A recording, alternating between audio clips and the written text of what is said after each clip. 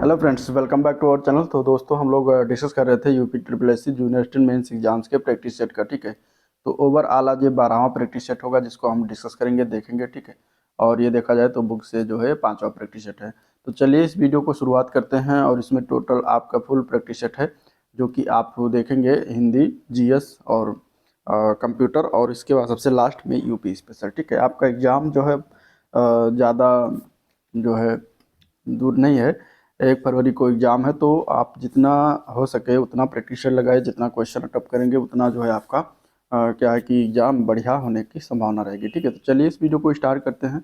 और स्टार्ट करने से पहले अगर आप चैनल पर नए हैं, अभी तक सब्सक्राइब नहीं किया तो चैनल को सब्सक्राइब करना मत भूलिएगा, साथ ही साथ वीडियो को भी लाइक करते चलिएगा। पहला क्वेश्चन हम हिंदी का लेंगे। हिंदी का दिया गया है, संयुक्त अक्षर व्यंजन निम्न में से कौन सा है। ठीक है, संयुक्त अक्षर व्यंजन, इनमें से बताना है कि कौन सा संयुक्त अक्षर व्यंजन है। जो संयुक्त मतलब दो वर्णों से मिलकर दो या दो से अधिक व्यंजनों से मेल से बनते हैं, उन्हें संयुक्त अक्षर व्यंजन कहा जाता है।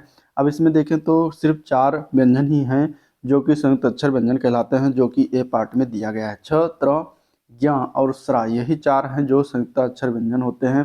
तो आंसर क्या हो जाएगा इसका? ए पार्ट करेक्ट हो जाएगा। ठीक है, चलिए क्वेश्चन नंबर 2 है, वर्णमाला में स्पर्श व्यंजनों की संख्या कितनी है। वर्णमाला में स्पर्श व्यंजनों की संख्या की अगर बात करेंगे तो देखिए, अगर हम बात करें तो ये इसकी संख्या टोटल 25 है। इस स्पर्श व्यंजन जब पूछेगा तो टोटल 25 हो जाएगा। अब यहाँ ऑप्शन हो जाएगा 5वां, उपयुक्त में से कोई नहीं। 25 जो कौन कौन से हैं तो ये भी जानिए। स्पर्श व्यंजन का से लेकर और माँ तक। ठीक है, का से लेकर माँ तक जितने वर्ण है वो क्या है? स्पर्श व्यंजन है। ठीक है, जैसे का वर्ग का खा गा घा अंगा। ठीक है, चा वर्ग चा छा जा झाइया, टा वर्ग टा ठा डा ढाड़ा, ता वर्ग ता था दा धन्ना, पा वर्ग पापा बाबा माँ। तो यही इतने हैं जो आपके स्पर्श व्यंजन कहलाते हैं। बात करेंगे यूपी राजस्व लेखपाल के बेस्ट बुक के बारे में, जो चक्षु प्रकाशन की है, और ये अभी लेटेस्ट पैटर्न के आधार पर जो है बुक निकाली गई है, जिसमें न्यू सिलेबस जो जोड़ा गया, ऐड किया गया उसी के अनुसार है, जिसमें आपका जीके, जीएस और कंप्यूटर और उत्तर प्रदेश पूछे जाने हैं। टोटल 100 क्वेश्चन, 100 नंबर, 2 घंटे का होगा। ठीक है, तो ये बुक आप जाके ऑनलाइन जो है परचेज कर सकते हैं। ठीक है, और चक्षु की यूपी लेखपाल परीक्षा के लिए स्टडी गाइड, प्रैक्टिस सेट और सब्जेक्ट वाइज बुक्स भी आती हैं, जिसे आप लेकर अपनी तैयारी और मजबूती से कर सकते हैं। चलिए क्वेश्चन नंबर 3 है, आना जाना में अपेक्षित विराम क्या है। ठीक है, विराम चिन्ह, आना जाना में विराम चिन्ह बताना है, क्या लगेगा। ठीक है, इसमें ये बताना। ठीक है, तो इसका आंसर क्या हो जाएगा? क्वेश्चन नंबर 3 का आंसर, अगर आना जाना शब्द है तो इसमें विराम चिन्ह जो प्रयोग होता है वो होता है योजक चिन्ह। ठीक है, जिसको डैश कहते हैं ऐसे लगता है, तो योजक चिन्ह का प्रयोग किया जाएगा। यहाँ पे आंसर ए पार्ट करेक्ट हो जाएगा। चलिए नेक्स्ट क्वेश्चन देखते हैं। क्वेश्चन नंबर 4 है, निम्नलिखित में से किस शब्द की वर्तनी सही है, शुद्ध रूप से लिखा हुआ है, ये बताना इसका आंसर क्या हो जाएगा। तो यहाँ पे अगर आप देख सकते हैं बी ऑप्शन जो उत्कर्ष लिखा है ये गलत, तो सही सही लिखा है, बाकी सारे गलत हैं। प्रतिज्ञा जो है, प्रतिज्ञा जो सही रूप से इस तरीके से लिखा जाता है। ठीक है, महात्म जो है, महात्म भी गलत है। महात्म जो है माँ पे बड़ा आ का मात्रा होता है और आधा माँ यहाँ पर होता है। ठीक है, और सहस्त्र जो लिखा ये भी गलत है। सहस्त्र को हम इस तरीके से लिखते हैं। ठीक है, सहस्त्र ये इस तरीके से। तो ये हो गया। यहाँ पे आंसर क्या है? बी ऑप्शन इसका बिल्कुल सही है। ठीक है, क्वेश्चन नंबर 5 देखते हैं। अशुद्ध शब्द इसमें से कौन सा है? मतलब इसमें से 3 शुद्ध है और 1 गलत है। तो गलत वाला कौन सा? इसमें आप देख सकते हैं सी पार्ट जो गलत है। ठीक है, संकट को हम लिखते हैं इस प्रकार, जो कि यहाँ पे गलत है, बाकी सारे सही। अनसुईया, ऐनक, संशय सभी सही हैं। चलिए क्वेश्चन नंबर 6, निम्नलिखित में से कौन सा शब्द समूहवाचक संज्ञा नहीं है? इनमें से समूहवाचक संज्ञा बताना है। समूहवाचक संज्ञा देखिए, सभा, सभा शब्द क्या होता है? समूह, किसी समूह का बोध हो रहा है। ठीक है, तो के व्यक्ति के समूह का बोध हो रहा है, तो ये सभा क्या हो जाएगी? समूहवाचक संज्ञा हो जाएगी। आगे हम देखें कक्षा दिया गया है, तो कक्षा क्या है? कक्षा भी छात्रों का के जो है समूह का बोध हो रहा है, तो यहाँ पर भी क्या हो जाएगा? ये भी समूहवाचक संज्ञा है। भीड़ भी एक समूहवाचक संज्ञा है। दौड़ शब्द समूहवाचक संज्ञा नहीं होगा, तो दौड़ क्या हो जाएगा? यहाँ पे आंसर आपका दौड़ क्या हो जाएगा? दौड़ होता है भाववाचक संज्ञा। क्या होता है? भाववाचक संज्ञा। ठीक है, तो आंसर क्या हो जाएगा आपका? डी ऑप्शन हो जाएगा। चलिए क्वेश्चन नंबर 7, सब कोई सर्वनाम के किस प्रकार का उदाहरण है? सब कोई सर्वनाम है, ये किस प्रकार का उदाहरण है? तो यहाँ पे अगर आप देखें तो ये एक संयुक्त सर्वनाम का उदाहरण है। आंसर डी ऑप्शन करेक्ट हो जाएगा। ठीक है, संयुक्त सर्वनाम जैसे कि जो कोई, कोई, हर कोई, इस तरीके से संज्ञा जो शब्द आते हैं ये क्या होते हैं, संयुक्त सर्वनाम के अंतर्गत होते हैं। सर्वनाम कितने होते हैं, मुख्यतः 6 भेद होते हैं, ये भी ध्यान में रखिएगा, इसका पूछा जा सकता है एग्जाम में। चलिए नेक्स्ट क्वेश्चन। अर्चना अत्यंत सुंदर है, इस वाक्य में कौन सा शब्द विशेषण है। अर्चना अत्यंत सुंदर है, यहाँ पे अगर विशेषण शब्द की बात करें तो सुंदर शब्द हो जाएगा। सुंदर शब्द क्या है, विशेषण हो जाएगा। आंसर यहाँ पे सी ऑप्शन इसका बिल्कुल राइट है। Next question. निम्नलिखित 4 प्रश्नों में से 4 विकल्पों में से उस विकल्प का चयन करना जो क्रिया के भेद वाला सही विकल्प है। दीपा ने गाय को चारा खिलाया, इसमें से किस प्रकार की क्रिया है ये बताना है। तो प्रश्नगत अगर देखें वाक्य में दीपा ने गाय को चारा खिलाया, तो यहाँ पे द्विकर्मक क्रिया का उदाहरण है ये। आंसर बी ऑप्शन करेक्ट है, क्योंकि क्रियाएं जो होती हैं, कुछ क्रियाएं 2 कर्म वाली होती हैं। प्रश्न में अगर देखा जाए तो 2 कर्म में गाय और चारा। ठीक है, यहाँ पे हो जाएगा आंसर क्या है, बी ऑप्शन राइट है। चलिए अगले क्वेश्चन की तरफ चलते हैं। निम्नलिखित में से कौन सा शब्द पुल्लिंग शब्द है। पुल्लिंग शब्द पूछा जाएगा तब यहाँ पे देखिए, अगर हम बात करेंगे पुल्लिंग की, जैसे अगर देखें मंत्रणा, सभा, मंडली, माता, तो यहाँ चारों शब्द भी कौन सा पुल्लिंग है, तो इसमें से कोई भी पुल्लिंग नहीं, सभी स्त्रीलिंग है। तो आंसर क्या हो जाएगा, ई ऑप्शन उपयुक्त में से कोई नहीं। ठीक है, पुल्लिंग शब्द क्या होते हैं, जो पुरुष वर्ग के वाचक होते हैं। ठीक है, और इसमें आता है जैसे बकरा, न्याय, पेड़, लड़का, इस तरीके से आता है। ये सभी शब्द क्या हैं, स्त्रीलिंग है। चलिए से जो अलगाव की स्थिति होती है वो किस विभक्ति का बोध चिन्ह है ये बताना।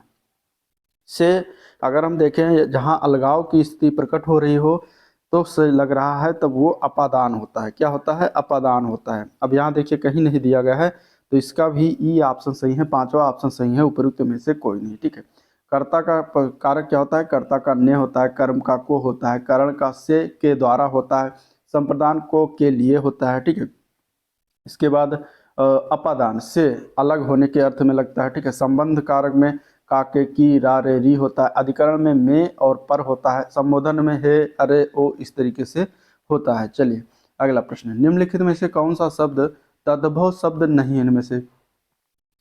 दांत, आंख, कान और अधर। यहाँ पे अगर हम देखें अधर शब्द, तो अधर क्या है, ये तद्भव नहीं है, तत्सम है। ठीक है, इसका अगर हम ये क्या है, ये तत्सम है। ठीक है, अधर शब्द। बाकी दांत का अगर हम देखें तत्सम क्या होता है, तो दांत का तत्सम होता है दंत। ठीक है, आंख का तत्सम क्या होता है, अक्षि होता है, अक्षि। आंख का तत्सम क्या होता है, अक्षि होता है। कान का तत्सम होता है कष्ट, कर्ण होता है। और होंठ का जो है तद्भव शब्द क्या होता है, होंठ जो होता है तद्भव होता है किसका, अधर का। अधर तत्सम है तो इसका होंठ या फिर अधर क्या होता है, होंठ का तद्भव शब्द होता है, तत्सम शब्द होता है। तो आंसर क्या हो जाएगा, बी ऑप्शन हो जाएगा। Next question. रंग भवन का अर्थ क्या है। रंग भवन की बात करेंगे तो इसका अर्थ होता है नाट्य गृह। क्या होता है, जहाँ पे नाटक होता है, नाट्य मंच होता है। ठीक है, स्टेज का अर्थ होता है रंगमंच, तो यहाँ पे नाट्य गृह हो जाएगा रंग भवन। चलिए अनुकरणीय शब्द में कौन सा प्रत्यय लगा हुआ है। अनुकरणीय में प्रत्यय बताना है।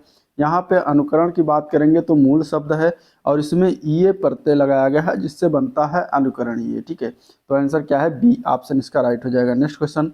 स्वाधीन शब्द का विलोम बताना है। स्वाधीन शब्द का विलोम क्या होता है, पराधीन। क्या होता है, पराधीन होता है। ठीक है, स्वतंत्र का विलोम क्या होता है, परतंत्र। स्वतंत्र का विलोम क्या होता है, परतंत्र होता है। और इसके अलावा स्वच्छंद का विलोम तो अस्वच्छंद हो जाएगा, अस्वच्छंद हो जाएगा। ठीक है, स्वच्छंद का विलोम अस्वच्छंद। निरंकुश का विलोम होता है अंकुश, निरंकुश का विलोम अंकुश होता है। चलिए क्वेश्चन नंबर 16। निम्नलिखित शब्दों के सही पर्यायवाची शब्द कौन से होंगे क्रमशः। पेड़ का पर्यायवाची, उत्तम का और लता का पर्यायवाची। अब यहाँ पे अगर देखें तो प्रेम का पर्यायवाची इसमें से अगर देखेंगे तो पादप, वृक्ष, बिटप, बिटप भी होता है। ठीक है, उत्तम का पर्यायवाची उत्कृष्ट, मुख्य, प्रधान। ठीक है, फिर इसके बाद लता का पर्यायवाची वल्ली, बेल, श्रेष्ठ, विरुद्ध। तो यहाँ पे 3 जो दिए गए हैं सही रूप से, ये बी पार्ट में दिया गया है तो बी पार्ट हो जाएगा। ठीक है, पेड़ का होता है पादप, विटप, वृक्ष, तरु, द्रुम, ये सभी होता है। उत्तम का पर्यायवाची बढ़िया, श्रेष्ठ, सर्वोत्तम, भव्य। ठीक है, प्रवर। लता का पर्यायवाची बेल, बल्लरी, लतिका, बल्ली, ये सभी होता है। अगला प्रश्न। सर्प, मेंढक, सिंह, घोड़ा, वानर, हाथी आदि को समझाने वाला एक शब्द में क्या कहेंगे। तो एक शब्द मतलब अनेकार्थी शब्द बताना है। यहाँ पे अनेकार्थी, एक शब्द का अनेकार्थी ये सारे होते हैं, किसका होता है, तो वो होता है हरि का। हरि का निकार्थी सब सर्प होता है, हरि का निकार्थी मेंढक होता है, हरि का निकार्थी सिंह होता है, हरि का एक अर्थ जो होता है वो घोड़ा भी होता है, हरि का एक अर्थ वानर, हरि का अर्थ जो होता है वो हाथी भी होता है। चलिए क्वेश्चन नंबर 18, अली और अली शब्द का सही अर्थ बताना। शब्द युग्म है अली, पहले वाले अली, और ये बहुत इंपॉर्टेंट क्वेश्चन, बहुत बार पूछा गया, ठीक है, ये पूछे गए क्वेश्चन है और इसमें ये आता ही आता है। तो अली का अर्थ पहला वाला जो दिया गया है इसका अर्थ होता है भौरा, और दूसरा अली है इसका अर्थ होता है सखी। तो भौरा और सखी इसका राइट आंसर हो जाएगा, डी ऑप्शन इसका करेक्ट है। चलिए क्वेश्चन नंबर 19, दूसरों की बातों में दखल देना के लिए एक शब्द क्या होगा। दूसरों की बातों में दखल देना एक लिए, इसके लिए एक शब्द है हस्तक्षेप। क्या है, हस्तक्षेप है, आंसर ए पार्ट इसका करेक्ट हो जाएगा, ठीक है। आक्षेप जो दिया गया है इसका मतलब कि व्यंग्यपूर्ण दोषारोपण करना, तो उसको कहते हैं आक्षेप, ठीक है। दूरदर्शी मतलब कि जो आगे की सोचता हो, उपकारी मतलब उपकार करने वाला, तो आंसर क्या हो जाएगा, ए पार्ट इसका राइट है। चलिए व्यवहार का संधि विच्छेद बताना है अगला प्रश्न। व्यवहार का संधि विच्छेद करते हैं तो उसमें वी प्लस औ प्लस हार निकल के आता है, जो कि ए पार्ट में दिया गया। यहाँ पर छोटी ई और छोटा आ मिलकर या बनता है, जो कि ये किस प्रकार के संधि में आता है, तो ये अगर हम बात करेंगे तो इसमें अयाद संध हो जाता है, ठीक है, ठीक है। जब क्या होता है कि जब ह्रस्व या दीर्घ ई उ री के बाद यदि कोई भिन्न स्वर आता है तो छोटी ई बड़ी के स्थान पर या छोटा ओ बड़ा ओ के स्थान पर वा और री के स्थान पर रा हो जाता है, ठीक है, जैसे यद्यप, यदि प्लस अप, यद्यप। तो इस प्रकार यहाँ पे आंसर क्या हो जाएगा, ए पार्ट करेक्ट। चलिए सरासर में कौन सा समास है। सरासर की अगर बात करते हैं तो इसमें अव्ययी भाव समास हो जाएगा, आंसर यहाँ पे सी ऑप्शन इसका राइट है।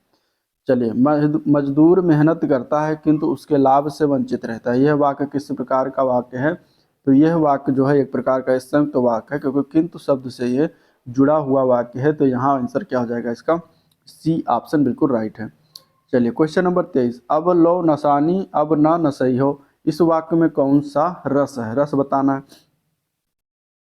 रस की बात करते हैं तो यहाँ पे जो है एक प्रकार का शांत रस है, इसमें दिया गया है, आंसर सी ऑप्शन करेक्ट हो जाएगा, ठीक है, शांत रस, आंसर क्या हो जाएगा, सी ऑप्शन राइट है। चलिए जेते तुम तारे तेते नभ में न तारे हैं, इस पंक्ति में दिए गए सही अलंकार का चयन करना है। तो यहाँ पे सही अलंकार की बात करते हैं तो देखिए क्या है आंसर, यहाँ पे अगर हम देखें तो जहाँ पर क्या होता है कि आंसर क्या हो जाएगा इसमें, यहाँ पे यमक अलंकार है, ठीक है, जेते तुम तारे तेते नभ में न तारे हैं, ठीक है। तो आंसर क्या हो जाएगा, यहाँ पे जो शब्द आया है तारे, दो बार आया है, दोनों बार इनका अर्थ मतलब क्या होता है, अलग अलग हो जाएगा यहाँ पे, तो इसीलिए यहाँ पे यमक अलंकार है, ठीक है। चलिए नेक्स्ट क्वेश्चन, जनता में सरकार का पतन नेताओं के अलग अलग मत होने से हुआ है, इस वाक्य में रेखांकित अंक अर्थ के लिए सही मुहावरा क्या होगा ये बताना, ठीक है, अलग अलग मत होना। अब इसके लिए अगर हम अलग अलग मत होने के लिए मुहावरा की बात करते हैं तो डेढ़ चावल की खिचड़ी पकाना, मतलब अपना ही अलग अलग सब बातें कहना या करना। तो इस तरीके से यहाँ इसके लिए सही उपयुक्त जो मुहावरा वो बी पार्ट बिल्कुल करेक्ट है। चलिए सीता वनवास से संबंधित एक काव्य रचना कौन सी थी। सीता वनवास से संबंधित काव्य रचना जो है ये इनमें से अगर देखा जाए तो वो है डी पार्ट, प्रवाद पर्व। प्रवाद पर्व की अगर बात करेंगे तो ये इसमें कवि नरेश मेहता ने सीता के चरित्र पर धोबी द्वारा लांछन लगाने एवं पूर्व में सीता के साथ हुए अनुचित व्यवहार के संबंधित तथ्यों का द्वंद्वात्मक वर्णन किया गया है। तो आंसर डी ऑप्शन इसका राइट हो जाएगा। चलिए अब अगला प्रश्न है 27 से लेकर 30 तक ये अनुच्छेद है और इस अनुच्छेद को आपको पढ़ना है, ठीक है, इसके बाद क्वेश्चन का आंसर देना है। ये अनुच्छेद इस तरीके से वीडियो पॉज करके थोड़ा सा पढ़ लीजिएगा आप लोग, ठीक है। फिर हम चलते हैं क्वेश्चन की तरफ। लेखक ने आंतरिक जगत में काम करने का गणित किसे कहा है। तो क्वेश्चन जब आप गद्यांश पढ़ेंगे तो इसमें आएगा कि इच्छा न करने को कहा गया है, आंसर बी ऑप्शन करेक्ट है। भारतीय मनीषी के चिंतन का विषय क्या है, यहाँ पे इसका आंसर क्या हो जाएगा, तो सी ऑप्शन हो जाएगा, इच्छा और अनिच्छा का चिंतन, आंसर यहाँ पे सी ऑप्शन राइट हो जाएगा। चलिए इच्छा का जीवन में क्या प्रभाव पड़ता है, तो गद्यांश पढ़ने के बाद इसका आंसर निकल के आएगा सी ऑप्शन, लालसा बढ़ाती है, ठीक है, क्या बढ़ाती है, लालसा बढ़ाती है। क्वेश्चन नंबर 30 है, मानव के लिए जीवन एक लंबी मृत्यु कब बन जाता है। तो 30 का आंसर क्या हो जाएगा, डी ऑप्शन हो जाएगा, ठीक है, इच्छाओं के बढ़ने से इसका क्या हो जाता है, लंबी मृत्यु का कारण बन जाता है। तो आंसर हो जाएगा डी पार्ट। अब हम देखेंगे GK GS current affair. Question है निम्नलिखित में से किस बौद्ध स्थल पर महिलाओं को पहली बार संघ में नियुक्त किया गया था। ठीक है, तो कौन सा बौद्ध स्थल है जहाँ पर महिलाओं को पहली बार प्रवेश के रूप में जो है दिया गया था आदेश, तो ये था वैशाली बौद्ध स्थल। बौद्ध धर्म में महिलाओं को पहली बार प्रवेश आनंद के आग्रह पर, ठीक है, एक आनंद थे जिनकी आग्रह पर वैशाली में दिया गया, और प्रजापति गौतमी जो थी वो सर्वप्रथम संघ में शामिल हुई थी। वैशाली के लिच्छवियों ने यहाँ पर जो है कूटाग्रशाला नामक एक विहार जो है बुद्ध को दान में दिया था। तो ये आंसर हो जाएगा बी ऑप्शन, इसका बिल्कुल राइट। नेक्स्ट क्वेश्चन देखते हैं। क्वेश्चन नंबर है 47। 1920 में उत्तर प्रदेश के प्रतापगढ़ जिले में पहला किसान मार्च किसके द्वारा आयोजित किया गया था। ठीक है, इंपॉर्टेंट क्वेश्चन, बताइए इसका आंसर क्या हो जाएगा। 1920 में उत्तर प्रदेश के प्रतापगढ़ जिला जो है, जो कि आंवला प्रसिद्ध है आंवला उत्पादन के लिए, यहाँ पे पहला किसान मार्च जो है जवाहरलाल नेहरू जी के द्वारा जो है आयोजित किया गया था। तो आंसर बी ऑप्शन इसका बिल्कुल राइट हो जाएगा। चलिए नेक्स्ट क्वेश्चन है। अल्पसंख्यकों के हितों की संरक्षण के लिए निम्नलिखित में से कौन सा अनुच्छेद जो है सम्मिलित है, तो इसके लिए अनुच्छेद 29 प्रावधान है। आंसर डी ऑप्शन करेक्ट है, जो कि मूल अधिकार का एक भाग है। अनुच्छेद 27 में जो है किसी व्यक्ति के उसके धर्म और धार्मिक संप्रदाय के प्रचार के लिए कोई कर या शुल्क देने के लिए बाध्य नहीं किया जाएगा। अनुच्छेद 28 की बात करेंगे तो उसमें से राज्य निधियों के पूर्णता पोषित किसी शैक्षणिक संस्थान से कोई धार्मिक शिक्षा न दी जाएगी। और अनुच्छेद 30 की बात करें तो उसमें शैक्षिक संस्थानों के स्थापना और प्रशासन करने में अल्पसंख्यकों का जो है क्या है, अधिकार है। तो इस प्रकार ये था, जो कि आंसर यहाँ पे डी ऑप्शन से अनुच्छेद 29। चलिए, शीत ऋतु की शुरुआत में तमिलनाडु के तटीय क्षेत्रों में वर्षा का क्या कारण है। शीत ऋतु की जब शुरुआत होती है तो तमिलनाडु के तटीय क्षेत्र पर वर्षा होती है, कारण क्या है ये बताना है। तो इसका कारण है उत्तर पूर्वी वर्षा मानसून जो होती है शीत ऋतु की शुरुआत में उत्तर पूर्वी वर्षा ऋतु के कारण जो तमिलनाडु के तटीय क्षेत्रों में वर्षा होती है। यह भारत में अक्टूबर नवंबर में मानसून के लौटने के साथ ही मानसून के चलने की दिशा दक्षिण पश्चिम की ओर हो जाती है, और इन्हीं लौटती मानसूनी पवनों से पश्चिम बंगाल, तमिलनाडु, केरल आदि राज्यों में शीतकालीन वर्षा होती है। ठीक है, चलिए क्वेश्चन नंबर अगला है। सीडेराइट। सीडेराइट निम्नलिखित में से किस धातु का अयस्क है। सीडेराइट जो है ये, जिसे चैलेबाइट भी कहा जाता है, क्या कहा जाता है, चैलेबाइट। तो ये अगर हम बात करेंगे तो ये किस धातु का है, चैलेबाइट, या फिर इसको आयरन कार्बोनेट कहा जाता है। तो आयरन कार्बोनेट जब आ गया तब आप सब जान सकते हैं ये लोहे का जो है क्या है, अयस्क है। ठीक है, आयरन आयरन कार्बोनेट यानी FeCO3 इसका जो है फार्मूला है। आंसर क्या है, ए पार्ट इसका राइट हो जाएगा। चलिए नेक्स्ट क्वेश्चन है। Question number 51। चोल अभिलेखों के अनुसार जैन सभाओं को दान में दिए जाने वाली भूमि को क्या कहा जाता था। ठीक है, तो जैन सभा को जो दान दिया जाता था भूमि, उसको चैल अभिलेख के अनुसार पल्ली छांदम कहा जाता, पल्ली छांदम कहा जाता था। तो आंसर क्या है यहाँ पे, सी ऑप्शन करेक्ट है, पल्ली छांदम। वेलान्व गाई जो था ये गैर ब्राह्मण किसान स्वामी की भूमि होती थी, उसको वेलान्व गाय कहा जाता था। ठीक है, ब्रह्मदेव जो ब्राह्मणों को उपहार में दी गई भूमि होती थी। ठीक है, शाला भोग जो था ये किसी विद्यालय के रखरखाव के लिए भूमि दिया जाता था। एक देवदान होता था यानी कि तिरुनमटुक्कानी, जिसको कहते हैं किसी मंदिर को उपहार में दी गई भूमि को तिरुनमटुक्कानी कहा जाता था। तो ये भी याद रखिएगा।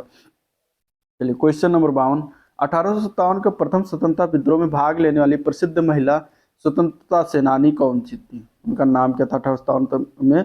तो इनमें से अगर देखा जाए तो बेगम हजरत महल थी। आंसर यहाँ पे डी ऑप्शन। इन्होंने लखनऊ से जो है क्या था, नेतृत्व किया था। ये वाजिद अली शाह की द्वितीय पत्नी थी। इन्हें महक परी भी कहा जाता था, महक परी नाम याद रखिएगा, इनका नाम था, उपनाम था। तो आंसर यहाँ पे डी ऑप्शन इसका राइट है। चलिए, बलदेव सिंह अंतरिम सरकार के सदस्य स्वतंत्र भारत की पहली सरकार में किसके प्रमुख बने। बलदेव सिंह को बनाया गया था रक्षा प्रमुख। ठीक है, रक्षा मंत्री बने थे। आंसर यहाँ पे ए पार्ट इसका राइट हो जाएगा। चलिए अगला प्रश्न है। 42वां संविधान संशोधन के माध्यम से भारतीय संविधान में कितने मौलिक कर्तव्य सम्मिलित किए गए थे। तो इसमें टोटल अगर बात करते हैं तो 10 मौलिक कर्तव्यों को सम्मिलित किया गया था। 42वां संविधान संशोधन 1976 में हुआ था, और यह सरदार स्वर्ण सिंह की समिति पर जो है 10 मौलिक कर्तव्यों को सम्मिलित किया गया। इसके बाद में 2002 में 86वां संविधान संशोधन किया गया, और उसमें एक और मौलिक कर्तव्य जोड़ा गया। ठीक, तो इस प्रकार अभी देखा जाए तो टोटल 11 मौलिक कर्तव्य हैं। चलिए क्वेश्चन नंबर 55, निम्नलिखित में से कौन सी भारतीय संविधान की मुख्य विशेषता नहीं है? इनमें से मुख्य विशेषता की बात करेंगे इसमें से तो कौन सा एक नहीं है? तो यहाँ पे क्या हो जाएगा आंसर क्वेश्चन नंबर 55 का बी पार्ट, द्विस्तरीय सरकार इसकी मुख्य विशेषता नहीं, बाकी लिखित और विस्तृत संविधान है। भारतीय संविधान एकल नागरिकता प्रदान करता है, सार्वभौमिक वयस्क मताधिकार भी है। तो ये द्विसदस्यीय जो है द्विस्तरीय सरकार की विशेषता नहीं है अपने भारतीय संविधान की, तो आंसर हो जाएगा बी ऑप्शन राइट। चलिए, विश्व का सबसे ऊंचा झरना कहाँ पर स्थित है?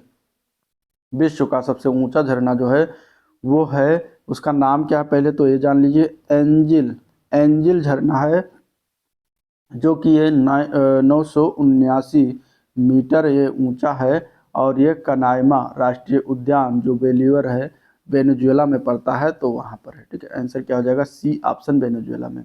और साउथ अफ्रीका का टुगेला झरना जो है विश्व का दूसरा सबसे ऊंचा झरना है, ठीक है, जो कि साउथ अफ्रीका में है टुगेला झरना। इसके अलावा मोंगे फोसन झरना जो है नॉर्वे में है, और मोटराजी झरना जो है जिम्बाब्वे में है। ये तीसरा और चौथा स्थान है इनका, तो आंसर यहाँ पे सी हो जाएगा। नेक्स्ट क्वेश्चन, कौन सा जल निकाय अंडमान द्वीपों को निकोबार द्वीपों से अलग करता है?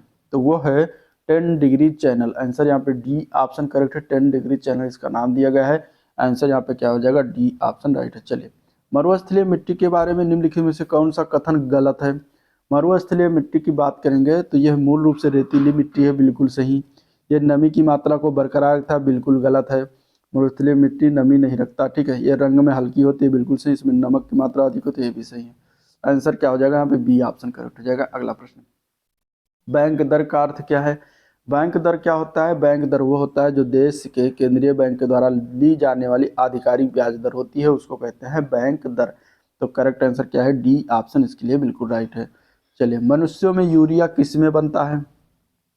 मनुष्य में यूरिया जो है ये लीवर में बनता है, लीवर यानी यकृत।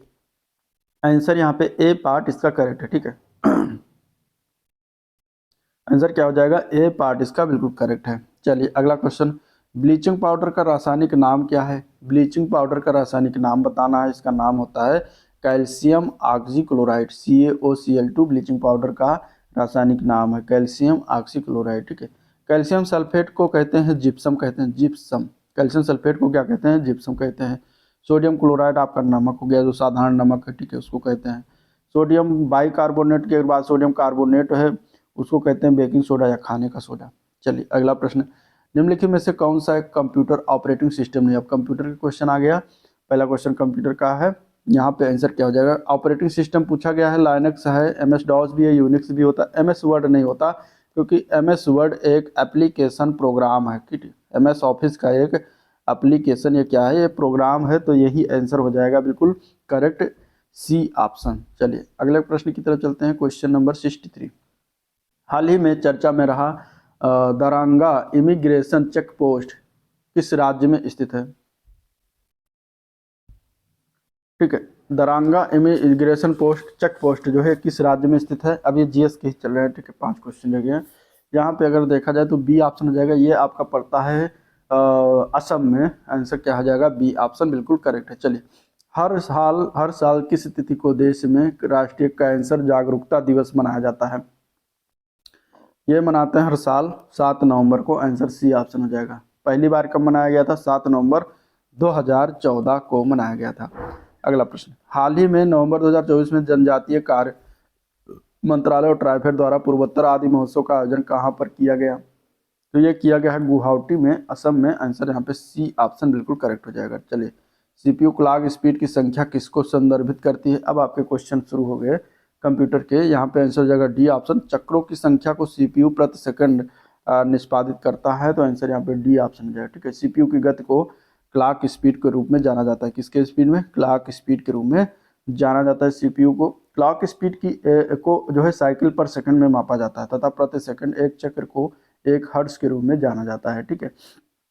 आंसर क्या हो जाएगा? यहाँ पे डी ऑप्शन है। नेक्स्ट क्वेश्चन, कंप्यूटर सॉफ्टवेयर को मुख्य रूप से किन श्रेणियों में विभाजित किया गया है? सबसे उपयुक्त विकल्प का चुनना है। तो यहाँ पे सबसे उपयुक्त विकल्प की बात करते हैं तो सी ऑप्शन हो जाएगा, ठीक है। एप्लीकेशन सॉफ्टवेयर और सिस्टम सॉफ्टवेयर, 2 सॉफ्टवेयर में बांटा गया है कंप्यूटर सॉफ्टवेयर को। तो आंसर क्या हो जाएगा? सी ऑप्शन बिल्कुल राइट है। चलिए, कक्षा की प्रेजेंटेशन के लिए कौन सा सॉफ्टवेयर अधिक उपयोगी? अब प्रेजेंटेशन अगर आपको देना है तो उसके लिए सबसे ज़्यादा पावर पॉइंट का इस्तेमाल किया जाता है। तो आंसर यहाँ पे सी ऑप्शन इसका बिल्कुल राइट है। ठीक है, क्या हो जाएगा? C option. चलिए, माइक्रोसॉफ्ट एक्सेल में किसका आधारभूत कार्य दो या दो अधिक पाठ भाग से स्ट्रिंग्स को परस्पर जोड़ना होता है? तो ये काम होता है इसका कॉन्कटेनेट का। ठीक है, कॉन्कटेनेट का होता है। तो यहाँ पे आंसर क्या हो जाएगा? ए पार्ट करेक्ट हो जाएगा। ये इसका प्रयोग करके हम दो या दो से अधिक स्ट्रिंग को एक स्ट्रिंग में जोड़ सकते हैं। तो आंसर ए पार्ट करेक्ट है।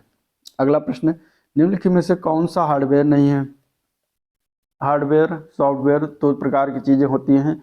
हार्डवेयर क्या होता है? जो भौतिक संरचना होता है जिसको हम छू सकते हैं, देख सकते हैं। ठीक है, तो यहाँ पे अगर देखा कीबोर्ड, माउस, प्रिंटर, ये सभी हम छू सकते हैं। ठीक है, रोम भी है। यहाँ पे अगर देखा जाए तो आंसर क्या हो जाएगा? इसमें सभी विकल्प क्या है? हार्डवेयर हैं। तो आंसर क्या हो जाएगा? ई ऑप्शन हो जाएगा। उपयुक्त में से कोई नहीं। ठीक है, चलिए, निम्नलिखित में से कौन सा सॉफ्ट कॉपी डिवाइस नहीं है? सॉफ्ट कॉपी डिवाइस यहाँ पे अगर देखा जाए तो प्लॉटर जो होता है ये नहीं होता। आंसर क्या हो जाएगा? ये हार्डवेयर सॉफ्ट डिवाइस है, सॉफ्टवेयर डिवाइस नहीं है। तो यही हो जाएगा। ठीक है, चलिए अगला क्वेश्चन देखते हैं। एंड्रॉयड एक तरह का क्या है? एंड्रॉयड की अगर बात करते हैं 72, तो एंड्रॉयड एक तरह का सिस्टम है। ठीक है, क्या है? सिस्टम है। एंड्रॉयड जो है मोबाइल ऑपरेटिंग सिस्टम है। ठीक है, लिनक्स कर्नेल और अन्य ओपन सोर्स सॉफ्टवेयर के संशोधित संस्करण पर आधारित होता है। तो आंसर क्या है? सी ऑप्शन बिल्कुल राइट है। चलिए, विंडोज 10 में निम्नलिखित में से कौन सी कंट्रोल पैनल आइटम यूजर्स को कंप्यूटर पर पहले से इंस्टॉल किए गए प्रोग्राम को अनइंस्टॉल करने देती है? तो कौन सी जो है कंट्रोल पैनल आइटम है? तो उसका नाम है प्रोग्राम। ठीक है, आंसर क्या हो जाएगा? यहाँ पे प्रोग्राम जो है अनइंस्टॉल किया जा सकता है, और यदि यूजर के द्वारा इंस्टॉल किया गया होता तो उसको क्या है? कंट्रोल पैनल उन्हीं आइटम को अनइंस्टॉल करने देती है। तो आंसर ए पार्ट राइट है। चलिए, विंडोज ऑपरेटिंग सिस्टम में जब आप सेटिंग्स, निजीकरण, बैकग्राउंड चुनते हैं तो एक फिट चुने। निम्नलिखित में से कौन फिट के लिए एक विकल्प नहीं है इनमें से? तो इसमें से अगर देखा जाए 74 में, तो इसमें ऑप्शन फुल वाला नहीं होता, बाकी टाइल, सेंटर, स्ट्रेच और फिल फिट और स्पैन मिलता है। ठीक है, ना कि फुल मिलता है। तो फुल गलत हो जाएगा। फुल ना मिलता है, फिल मिलता है, फिल।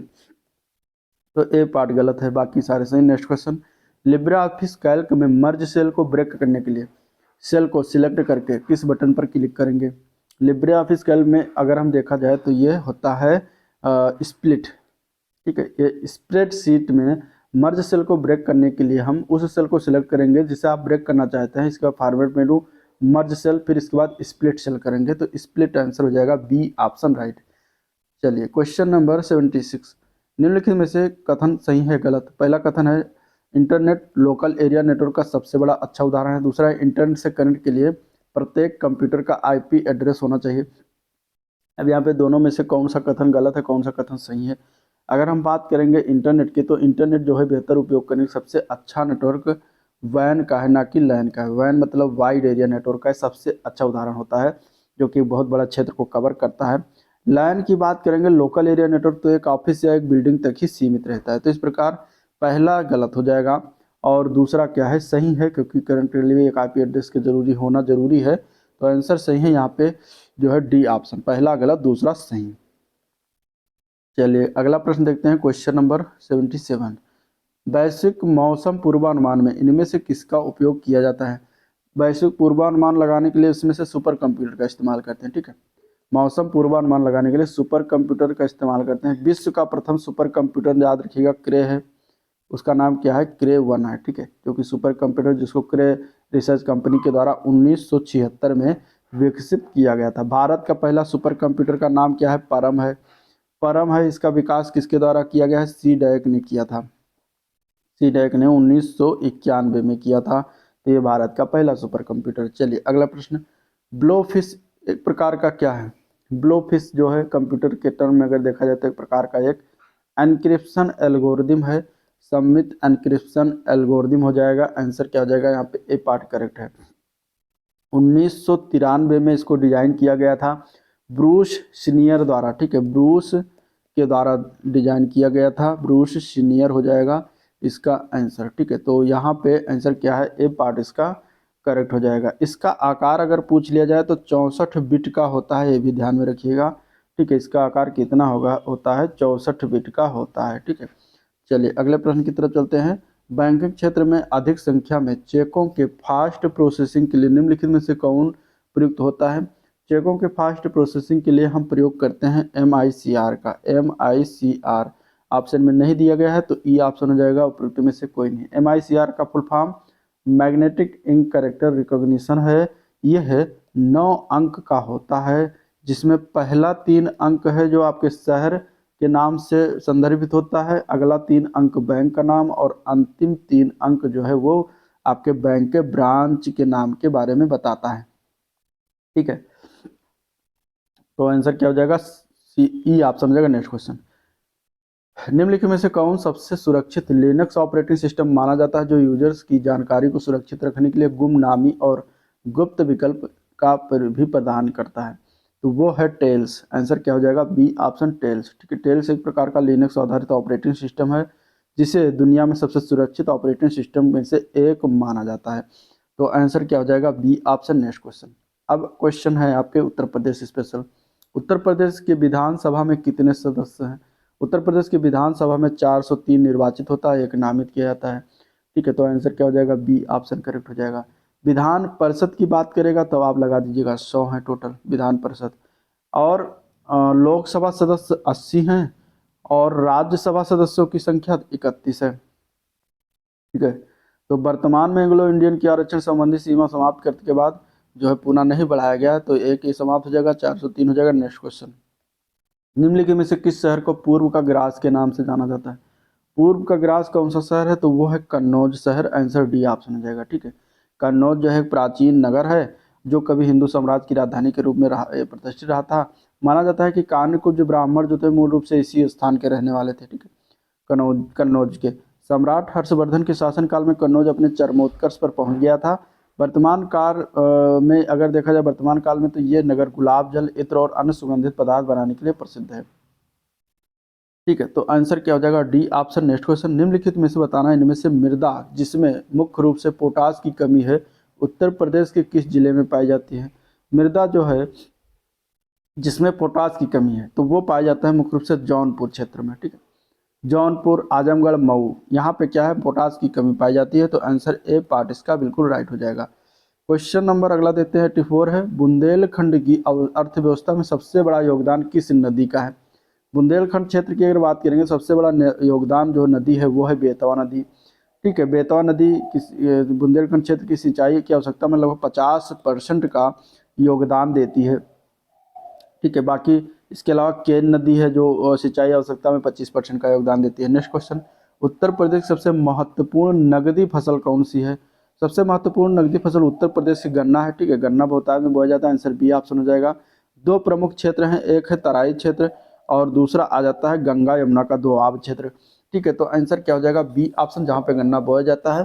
नेक्स्ट क्वेश्चन, निम्नलिखित में से कौन सा एक बांध उत्तर प्रदेश में स्थित है? स्थित नहीं है, सॉरी, इनमें से कौन सा एक बांध है जो उत्तर प्रदेश में स्थित नहीं है? तो अहरौरा बांध उत्तर प्रदेश में ही स्थित है। कहाँ पड़ता है? मिर्जापुर जिले में।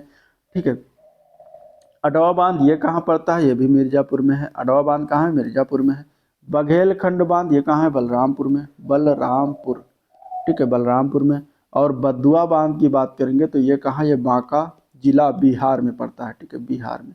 तो यही आंसर हो जाएगा डी ऑप्शन, जो कि उत्तर प्रदेश में स्थित नहीं है। चलिए नेक्स्ट क्वेश्चन, उत्तर प्रदेश में यूपी पर्यटन के द्वारा बुंदेलखंड सर्किट में निम्नलिखित में से कौन से गंतव्य शामिल है? बुंदेलखंड सर्किट में अगर देखा जाए तो उसमें आपका बुंदेलखंड सर्किट के अंतर्गत बिठूर, चित्रकूट, झांसी, कालिंजर और महोबा आते हैं। तो डी ऑप्शन इसके लिए बिल्कुल राइट है। चलिए, उत्तर प्रदेश के लघु तथा मध्यम उद्योगों के लिए दीर्घकालिक ऋण कर्ज की व्यवस्था करने वाला निगम कौन है? तो उस निगम का नाम क्या है? उत्तर प्रदेश औद्योगिक विकास निगम। आंसर बी ऑप्शन करेक्ट हो जाएगा। ठीक है, इसकी स्थापना कब किया गया था? 1961 में इसकी स्थापना किया गया था। इसका मुख्यालय कहाँ पर है? कानपुर में इसका मुख्यालय है। ठीक है, और अगर हम बात करेंगे तो ये इसका संक्षिप्त नेम भी है UPSIDC। ठीक है, इसी का फुल फॉर्म ये है, तो इसको भी याद रखिएगा। अगर ये न दिया जाएगा तो ये ऑप्शन में रहेगा, तो आप इसको यहाँ से कर सकते हैं। चलिए, उत्तर प्रदेश के किस नगर में कृत्रिम अंग बनाया जाता है? कृत्रिम अंग की बात करेगा तो आप सीधा लगा दीजिएगा इसमें कानपुर में। कहाँ बनता है? कानपुर में। बी ऑप्शन हो जाएगा।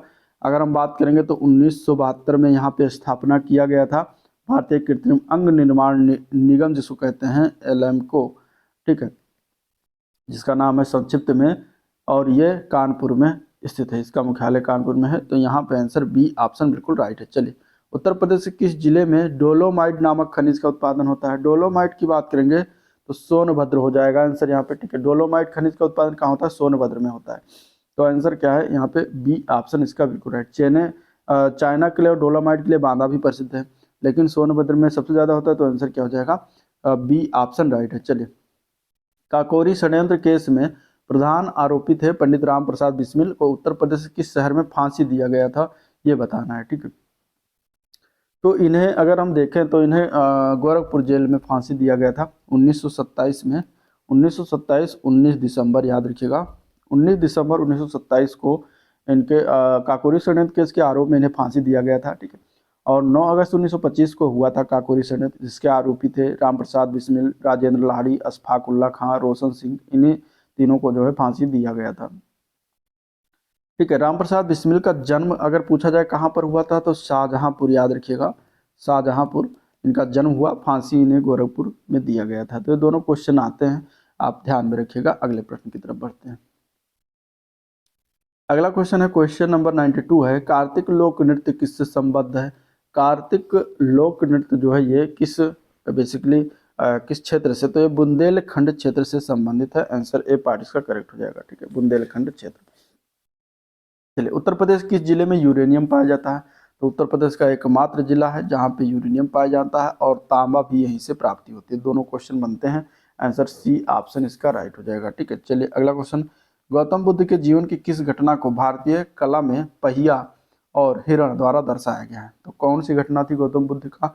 तो उनका ये था पहला उपदेश, ठीक है। पहला उपदेश इन्होंने इनका जो है वो पहिया और हिरण के द्वारा दर्शाया गया। पहला उपदेश जो था, इन्हें धर्म चक्र प्रवर्तन भी कहा जाता है, ठीक है। अपने पहले 5 तपस्वी शिष्यों को हिरण पार्क जो कि सारनाथ में है वहीं पर इन्होंने पहला उपदेश दिया था, वाराणसी के पास में। चलिए, राष्ट्र कवि मैथिली शरण गुप्त का जन्म उत्तर प्रदेश के किस जिले में हुआ है?